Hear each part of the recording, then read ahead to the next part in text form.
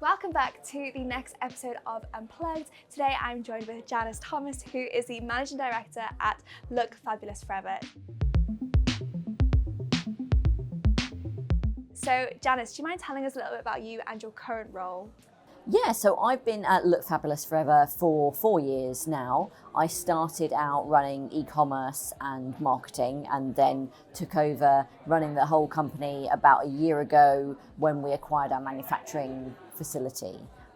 So yeah, I've had a really long and diverse career, a lot of time in media and entertainment, and then subscriptions, which segued into e-commerce, and yeah, I've been in e-commerce for about 5 years now. Amazing. So how does consumer behaviour change when being marketed to as an older consumer versus as a younger consumer?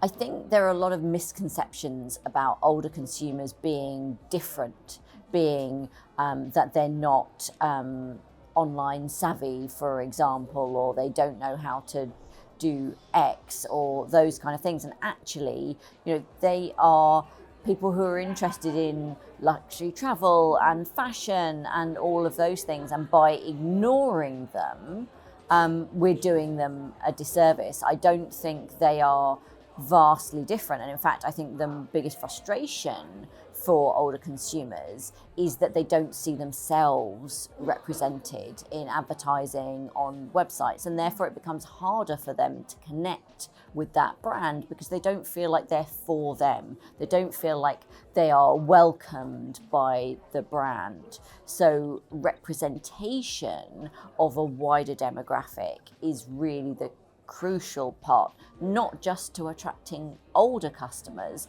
but attracting a wider customer base, full stop.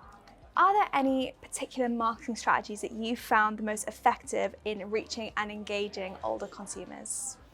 I think for us, representation is really the way that we engage our customers, an accurate representation.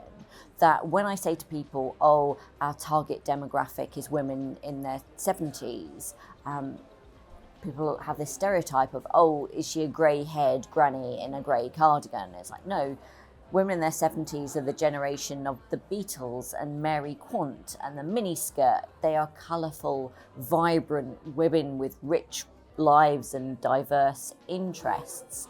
So accurately representing them is really crucial. And for us, that is really a core to what we do, because all of our products are designed with a specific use case in mind. So if you are just on Google Shopping and you saw a pack shot of our blusher, you wouldn't be able to tell it apart from a product from Clinique or Boots or anyone else, but actually showing the demographic that it's for, demonstrating what the product does and how it's different.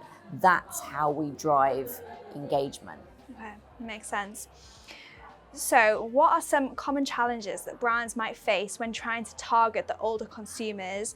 And is there anything that you'd recommend to overcome those obstacles? Yeah, I think the biggest obstacle is the demographic mix of our organisations. That if you look at marketing, you look at e-commerce, you look at agencies, you see how concentrated they are in that 25 to 39 demographic. And that's only 25% of the population. So how can we possibly hope to appeal to a broader demographic when our organisations are so concentrated? So I think the key thing is, ideally you want your organisations to be more demographically diverse, that you shouldn't be making assumptions about older workers in the same way that you should be making assumptions about older consumers. So part of it is actually to change the profile of our organisations. But in the short term, it's listening to those customers and challenging those stereotypes and their perceptions, and actually understanding the richness of that customer's lives and their interests and all of those things, and making your decisions based on data and not assumptions about what you think customers want or feel. Yeah, no, for sure.